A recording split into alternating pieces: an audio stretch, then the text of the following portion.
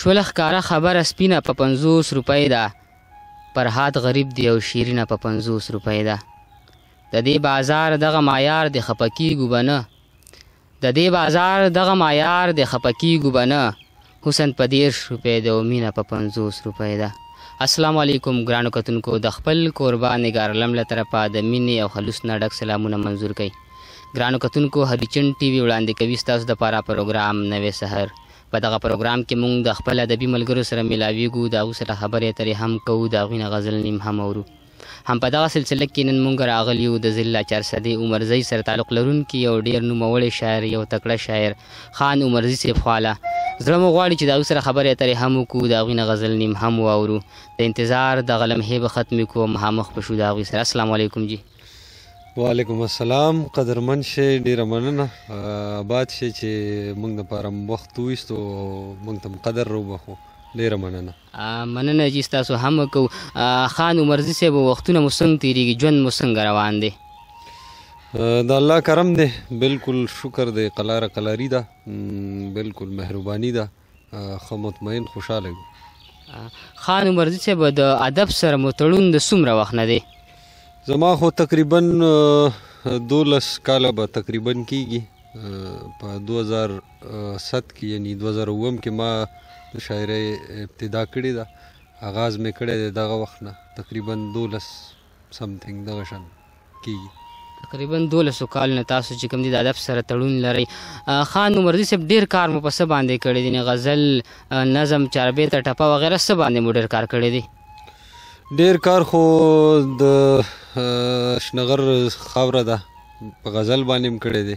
نور ته بازمایي خو د شاعرۍ مختلف صنفونو باندې کړې ده، نظم، سندره، هایکو، ټپیزه، چې څه ډېر صنفونه دي چې هغې باندې م ته بازمایي کړې ده. غزل مې زیات تر لیکلی دی. لکه په هر څه باندې تاسو لیک کړی دی، خو زیات کار مو په غزل باندې کړی. ډېر ښه دی جي. خان عمرزي صاحب، کتاب تاسو چاپ کړی دی یا دې طرف ته څه اراده لرئ؟ کتاب خو بس چاپ دی، انشاءالله د چاپ مرحله روانه ده، انشاءالله د څو ورځو کې به مینوالو لاسو ته ورسي. الله دې وکړي چې دغه کتاب زر تر زره زمونږ د مینوالو تر لاسه شي. خان عمرزي صاحب، واجد علي صاحب چې دا کومې هلې ځلې کوي د ادب دپاره، دې ته تاسو په کوم نظر باندې ګورئ؟ زما د نظر خبره ده، نو زه خو ورته ډېر په دروند نظر باندې ګورم. واجد صاحب، ستاسو کار زیار چې کوم دی نو ډېر د ستاینې وړ دی د پښتو ادب دپاره. مخکې دا سهولتونه نه وو، اوس دا سهولتونه راغلي دي او هلکانو په دې باندې ډېر غټ کار وکړو. ډېر خوشحاله یم، مطمئن یم. مننه مو کوو جي. خان عمرزي صاحب، د هریچن ټي وي کتونکو ته، خپلو مینوالو ته به څه ډالۍ کوئ؟ څو شعرونه غزل دی مقطع نه بغیر، چې رسا خو به دې ولم خو دا څه به حسابېږي، رسا خو به دې ولم خو دا څه به حسابېږي، چې کم ګزار رسا نه و نو نه به حسابېږي. رسا خو به دې ولم خو دا څه به حسابېږي، چې کم گزار رسا نه و نو نه به حسابېږي. او ته بد کوه پروا مه کوه ښه به حسابېږي، ته بد کوه پروا مه کوه ښه به حسابېږي، تراخه تراخه را وګوره خواږه به حسابېږي. او ما نیت کړی و خیر دی که سجده سترګو ونه کړه، ما نیت کړی و خیر دی که سجده سترګو ونه کړه، ما نیت کړی و خیر دی که سجده سترګو ونه کړه، جانانه خو د مینې په مانځه به حسابېږي. او هر چا که د خوبانو په درشلو باندې توی کړې، هر چا که د خوبانو په درشلو باندې توی کړې، دا اوښکې که موتیان وي خوبه به حسابېږي. او جانانه هسې نه چرته شمېرلو کې خطا شم، جانانه هسې نه چرته شمېرلو کې خطا شم، که اخلم درنه لس بوسې پنځه به حسابېږي. جانانه هسې نه چرته شمېرلو کې خطا شم، که اخلم درنه لس بوسې پنځه به حسابېږي. او زه اوس خو په اودو حساب یو وخت را روان دی، زه اوس خو په اودو حساب یو وخت را روان دی، زمونږ په شان که هر څوک نو مړه به حسابېږي. ډېر ښه دی جي، ډېر ښه دی.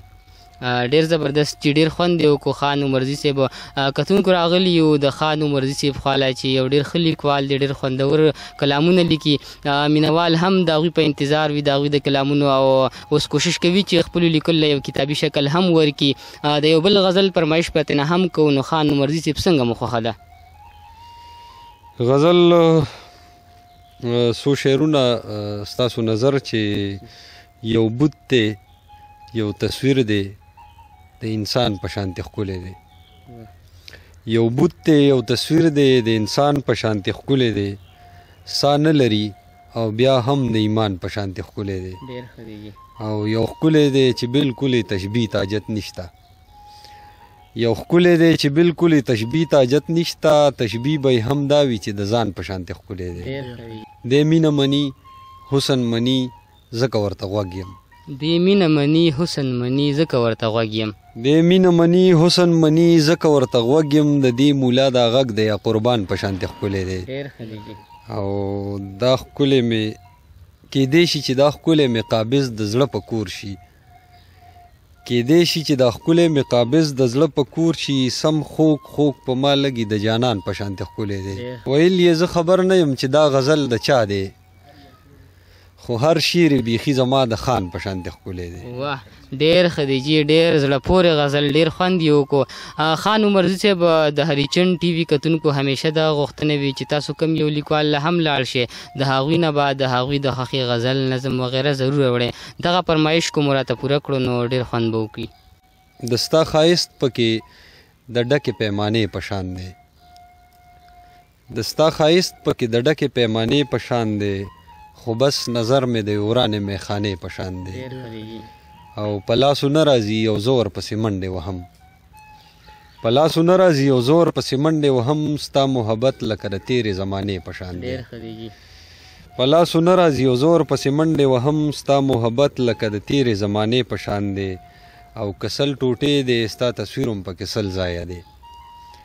که سل ټوټې دی ستا تصویر هم پکې سل ځایه دی. زما دا زړه لکه د ماتې آینې په شان دی. ډېر ښه دی جي، دا شعر یو ځل بیا ووایه جي. ډېره مننه. که سل ټوټې دی ستا تصویر هم پکې سل ځایه دی. زما دا زړه لکه د ماتې آینې په شان دی. او په هر قدم هر یو منظر یې د وحشت نه ډک دی. په هر قدم هر یو منظر یې د وحشت نه ډک دی. زمونږ وطن د بلاګانو د قصې په شان دی. او چاله دې ور نه کو ځان سره یې جمع ساتي. چاله یې ور نه کو ځان سره یې جمع ساتي. چاله دې ور نه کو ځان سره یې جمع ساتي. ستا محبت خو د قارون د خزانې په شان دی. او ما ته که ګورې نو څه تور یم څه پیکه تور یمه. ما ته که ګورې نو څه تور یم څه پیکه تور یمه. زما دا رنګ لکه د شپې د شوګیرې په شان دی. او ته به یې ولیکې او ښکلو ته به ونه رسي. ته به یې ولیکې او ښکلو ته به ونه رسي. خان ستا غزل خو د ګلونو د وږمې په شان دی.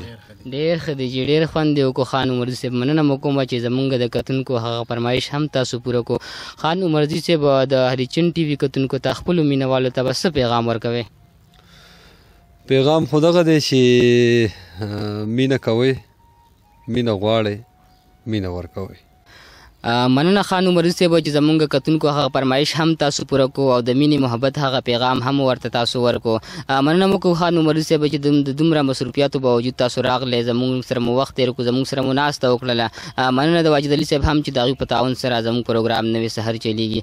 انشاءالله تر بل پروګرامه پورې خپل قربانې ګارلم او کیمرمین تحسین الله تور کې اجازه چېرته کې هم یې ښاد آباد خوشحاله اوسېدلي. الله په امان.